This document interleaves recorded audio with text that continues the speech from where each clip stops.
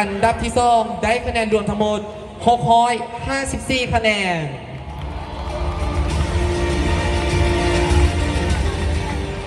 และอันดับที่1ของพวกเขาในค่ำคืนนี้ได้คะแนนรวมทั้งหมด674คะแนน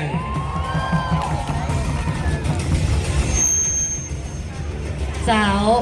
และคณะที่ได้อันดับที่3ได้แก่คณะได้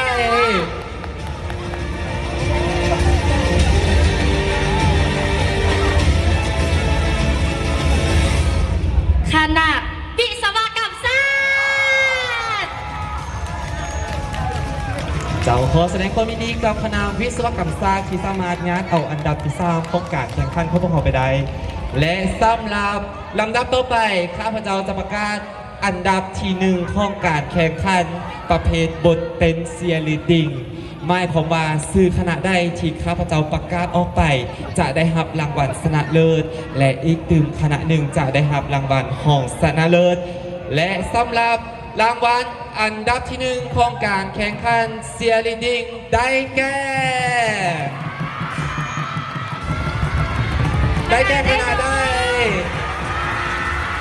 ณะได้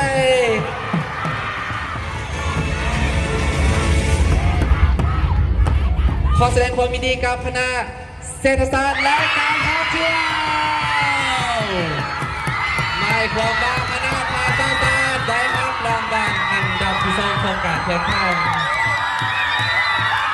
เจ้าขอแสดงความยินดีกับทุกคณะสำหรับการแข่งขันของพวกเราในครั้งนี้แน่นอนการแข่งขันย่อมมีแพ้มีชนะแต่เนื้อสิ่งอินได้คือพวกเราได้ครับความสามัคคีและน้ำใจนักกีฬาฉะนั้นข้อเสริญนักเต้นผู้ประกอบประจำที่น้องเพื่อจะเข้าสู่พิธีการมอบรางวัลสำหรับการมอบรางวัลประเภทการเต้นเซียรีดิงข้าพเจ้าขออนุญาตเขียนเสนอจากข้ออนุญาตเขียนเสนอทางของศาสตราจารย์ปริญญาเอกวงศ์ประสิทธิ์จันทภูมิของผู้อำนวยการมหาวิทยาลัยสุภานุวงศ์ขึ้นมอบรางวัลให้แก่นักศึกษาของพวกเราทั้ง3อันดับขอเรียนเชิญ